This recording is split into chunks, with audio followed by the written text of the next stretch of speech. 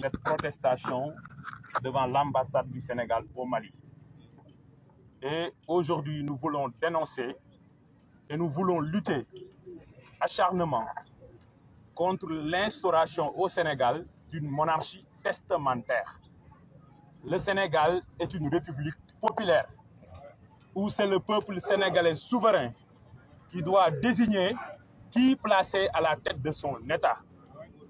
Le Sénégal n'est pas une monarchie testamentaire où c'est un défunt président testateur qui doit désigner son légataire, son successeur. Ils sont en train de confisquer la volonté populaire. Une élection, c'est une affaire du peuple. Et le peuple sénégalais doit avoir la liberté de désigner parmi les prétendants qui placer à la tête de l'État du Sénégal. Aujourd'hui, nous voulons protester contre ce que nous avons communément appelé le système. C'est une bande de fripouilles, d'affairistes et de politiciens qui sucent le sang du peuple sénégalais, exploitent les richesses du peuple sénégalais au détriment des masses laborieuses, au détriment de cette jeunesse sénégalaise qui est aujourd'hui condamnée à braver la Méditerranée, qui est aujourd'hui condamnée à rejoindre, à emprunter le chemin de Nicaragua, parce qu'elle laissait à elle-même dépourvue d'espoir. Aujourd'hui, il y a un système qui s'est établi au Sénégal et qui a étalé toutes ses ramifications dans toutes les sphères de la société sénégalaise, dans les milieux politiques, dans les milieux religieux, dans les milieux économiques, dans l'espace universitaire, dans les médias, partout, pour barrer la route à la volonté populaire qui s'exprimera par tous les moyens. Aujourd'hui, nous interpellons le peuple sénégalais, qui est un peuple souverain. Nous avons raté le rendez-vous de décembre 1962 avec Mamadou Dia. Nous avions raté le rendez-vous de 78 et de 83 avec Cheikh Anta.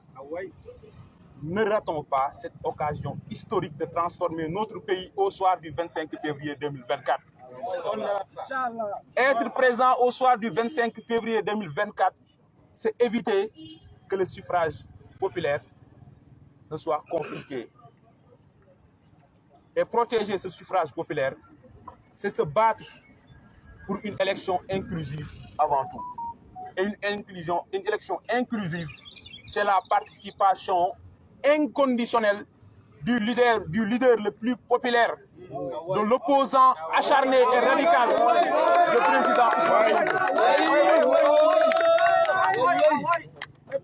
Je voulais terminer mon message en appelant à la sérénité et à la responsabilité des institutions internationales. Le Sénégal a ratifié un certain nombre d'accords et de traités. Le Sénégal s'est engagé à travers des instruments internationaux. L'un des caractères principaux d'une règle de droit, d'un texte de loi, c'est son caractère coercitif et contraignant. Lorsque le régime du président Macky Sall est aujourd'hui en train de fouler aux pieds les règles les plus élémentaires, les plus basiques en matière de respect des droits humains, la communauté internationale doit s'exprimer. Donc je m'adresse d'abord à l'Union africaine. Vous avez la Charte africaine des droits de l'homme et des peuples de juin 1981. Et il est clairement mentionné dans le 8e paragraphe de cette charte que les peuples africains représentés par leurs États se sont engagés à lutter contre toutes les formes de discrimination, qu'elles soient raciales, qu'elles soient religieuses, qu'elles soient ethniques, mais qu'elles soient basées sur l'opinion politique. Aujourd'hui, tous ceux qui sont soupçonnés d'appartenir au passif ou bien d'être sympathisants de ce parti ou de vouloir lutter contre l'injustice en vigueur au Sénégal sont pourchassés, persécutés, brutalisés, emprisonnés, jugés, condamnés ou exilés. Et j'en suis un parfait exemple. Et ça, c'est une situation consternante et déplorable.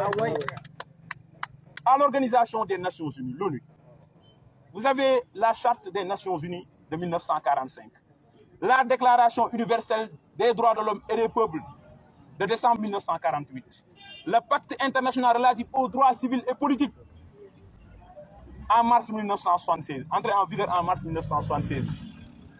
Tous ces textes imposent aux États signataires de respecter les droits humains et les libertés collectives et individuelles.